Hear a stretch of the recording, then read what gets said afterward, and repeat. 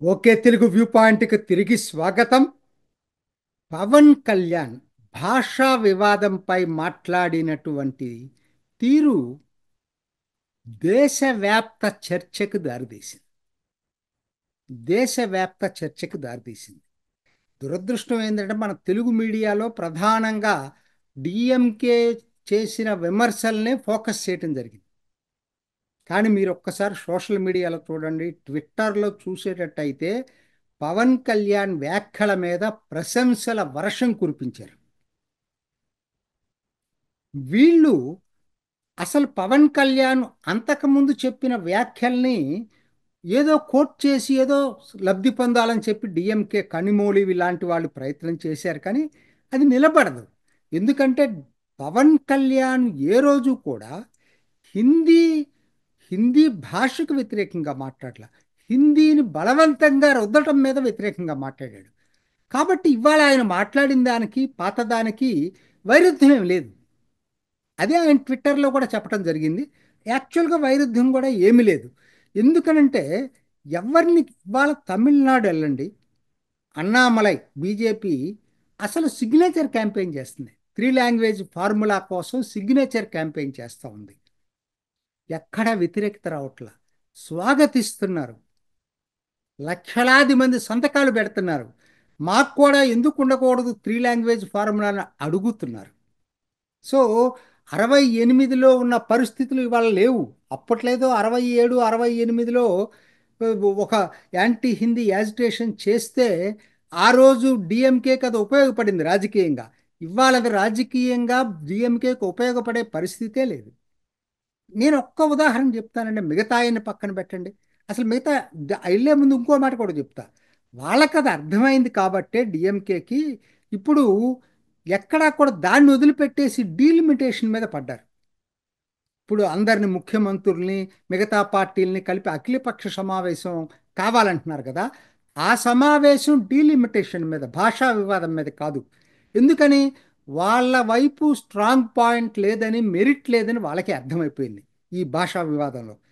ఒక్క ఇందాక నేను అదే ఒక్క మాట చెప్తానండి దీంట్లో.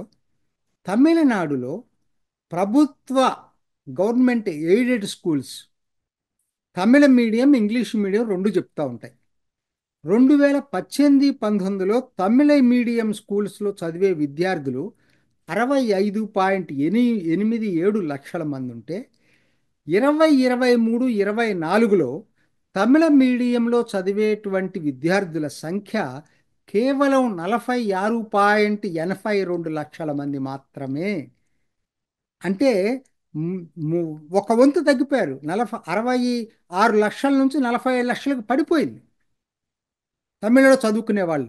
అదే ఇంగ్లీష్లో చదువుకునే వాళ్ళు అప్పుడు 2018-19లో 55 లక్షలుంటే ఇవాళ 23-24కి 82 లక్షల మంది పెరిగారు తమిళనాడులో. సో ఎక్కడ తమిళ మీద అభిమానం వీళ్ళకుంది? డిఎంకే వాళ్ళకి ఓ విపరీతంగా చొక్కాలు చింపుకుంటున్నారు కదా. మరి ఈ గణాంకాలు ఏం చెప్తున్నాయి? అందుకనేనండి వాళ్ళ యూత్ అన్ఎంప్లాయ్మెంటు మెయిన్ల్యాండ్లో, ఈశాన్య భారత రాష్ట్రాలు యూనియన్ టెరిటరీస్ పక్కన పెట్టేస్తే మెయిన్ల్యాండ్లో అత్యధిక యూత్ అన్ఎంప్లాయ్మెంట్ ఉన్న రాష్ట్రం మీరందరూ ఆశ్చర్యపోతారు, తమిళనాడు. 15.3%. ఏ రాష్ట్రం ఇంత లేదు. మరి ఇది నేనిచ్చే గవర్నమెంట్ లెక్కలేదు. 15-29 సంవత్సరాల మధ్య ఉన్నటువంటి యువకులు నిరుద్యోగులుగా ఉన్న అత్యధిక రాష్ట్రం తమిళనాడు. అసలు వాళ్ళకి మాట్లాడే మోరల్ రైటే లేదు. ఎందుకనంటే హిందీ బలవంతంగా రుద్దారు అంటే 1968లో తీసుకొచ్చిన ఇందిరాగాంధీ పాలసీ, దాన్ని తిరిగి రివైజ్ చేసినటువంటి రాజీవ్ గాంధీ పాలసీ 1986లో, ఇవి హిందీ కంపల్సరీ చెప్పాయి తప్పితే కొత్త పాలసీ ఏదైతే మోడీ తీసుకొచ్చాడో అది హిందీని కంపల్సరీ చేయలేదు. ఏ భారతీయ భాషలోనైనా నేర్చుకోమని చెప్పింది. ఇంకొక వీళ్ళు చేసే ప్రచారం, విష ప్రచారం, అబద్ధ ప్రచారం ఏ విధంగా ఉందంటే తమిళనాడు మిగతా హిందీ రాష్ట్రాలను మూడో భాష నేర్చుకోమనండి. ఇవాళ తమిళనాడు తప్పితే దాదాపుగా ఏ రాష్ట్రం కూడా 3 లాంగ్వేజ్ ఫార్ములాని అమలు చేయకుండా లేదు. దయచేసి తెలుసుకోండి. హిందీ రాష్ట్రాల్లో కూడా 3 లాంగ్వేజ్ ఫార్ములా అమలవుతా ఉంది. ఎక్కువ భాగం సాంస్క్రిట్ తీసుకుని ఉండొచ్చు. తమిళ్ కూడా కొన్ని రాష్ట్రాల్లో సెకండ్ ఆప్షన్ ఉంది. అది వాళ్ళ ఇష్టం, రాష్ట్రాల ఇష్టం. But 3 language formula అమలవుతుంది.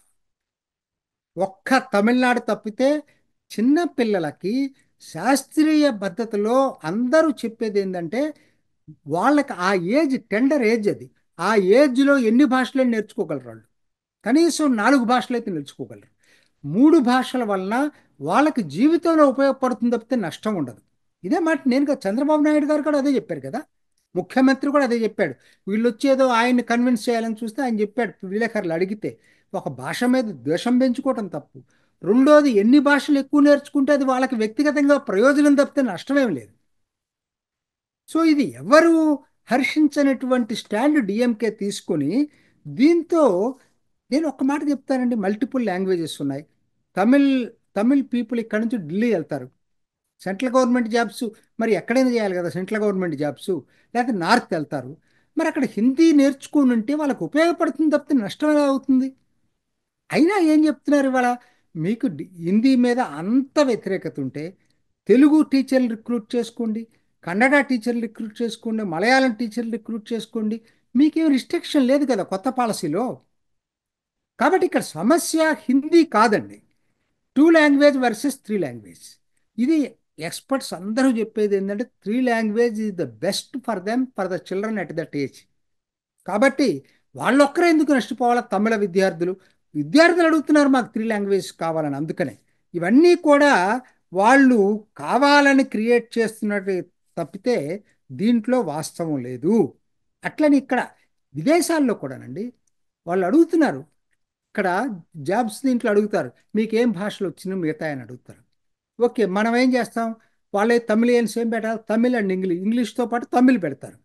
హిందీ కాదు, తెలుగు కాదు వచ్చింది అనుకోండి, అది యాడెడ్ అడ్వాంటేజ్ అవుతుంది వాళ్ళకి ఆపర్చునిటీస్లో, నష్టమైతే కాదు.